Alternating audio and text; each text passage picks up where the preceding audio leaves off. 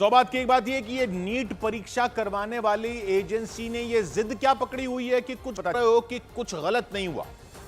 Grace mark तो आपने माना ना कि गलत दिए थे, कैंसिल कर दिए ना ग्रेस मार्क, तो कोर्ट कहेगी तभी कुछ होगा।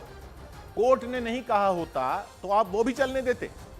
अरे जब दिख रहा है कि इतने सारे सवाल उठ रहे हैं तो ये कौन सा ईगो लेकर बैठे हो? ये क्या वेट कर रहे हो कि कोर्ट में किसी तरह कुछ ऐसा हो जाए कि आपको कुछ ना करना पड़े, थोड़ी सुन लें और आगे बढ़ें? ये एटीट्यूड है आपका। ऐसे रवैये पर ही आपको हटा देना चाहिए। ये देश के बच्चों का ही सवाल नहीं है, ये पूरे देश का सवाल है। आप अपने घोड़े पर सवार रहो, इसके लिए नहीं है ये एजेंसी। आपकी 8 घंटे की नौकरी चलती रहे इसलिए नहीं होती है ये नीट की परीक्षा। आगे चलकर किन बच्चों को देश के स्वास्थ्य का सिस्टम संभालने का मौका मिलेगा, उसको तय करने के लिए है यह परीक्षा। ऐसी परीक्षाओं में गड़बड़ी का थोड़ा सा शक होना भी आपका फेलियर है। और यहां तो अदालत पहुंच गए बच्चे, पुलिस केस हो गए जगह जगह, और आप सोच रहे हो कि बस ये 1,500 बच्चों का टेस्ट फिर से करवाकर आप साइड से निकल लोगे। गजब तरह के डीठ दिख रहे हो आप, और कुछ नहीं। कबूतर के सामने बिल्ली आ जाए तो वो आंखें बंद कर ले तो बिल्ली गायब नहीं हो जाती।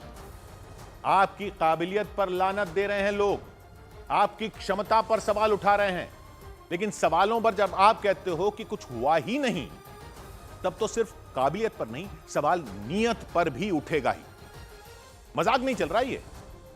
अगर आपकी लापरवाही से किसी को सरकारी कॉलेज के बजाय प्राइवेट कॉलेज में पढ़ना पड़ेगा तो पता है आपको कितना पैसा लगता है प्राइवेट के मेडिकल पढ़ाई में? आप दोगे उसको 1 करोड़ रुपए, 2 लाख रुपए लगते हैं कोचिंग क्लास के, कम से कम 2 लाख रुपए अपनी तनख्वाह से दोगे आप, अगर आपकी वजह से किसी की रैंक चली गई तो? मामला कितना सीरियस है आपको समझ नहीं आ रहा। बस ग्रेस मार्क की बात मानकर आप सोच रहे हो कि लोग घर चले जाएं और भूल जाएं। और उन बच्चों का सोचो जो ईमानदारी से रैंक हासिल कर चुके हैं। पूरा रायता फैलाकर, हंगामा खड़ा करके, कोर्ट से डांट खाकर आपको शर्म आए ना आए, उन पर क्या बीत रही होगी सोचा है?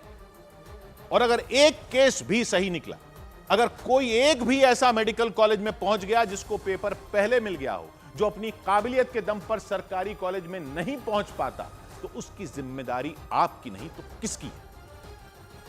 ये देश के पैसे से चलते हैं सरकारी कॉलेज, देश के पैसे से होते हैं ये एग्जाम, देश के पैसे से जाती है आपकी तनख्वाह भी, याद रखिए।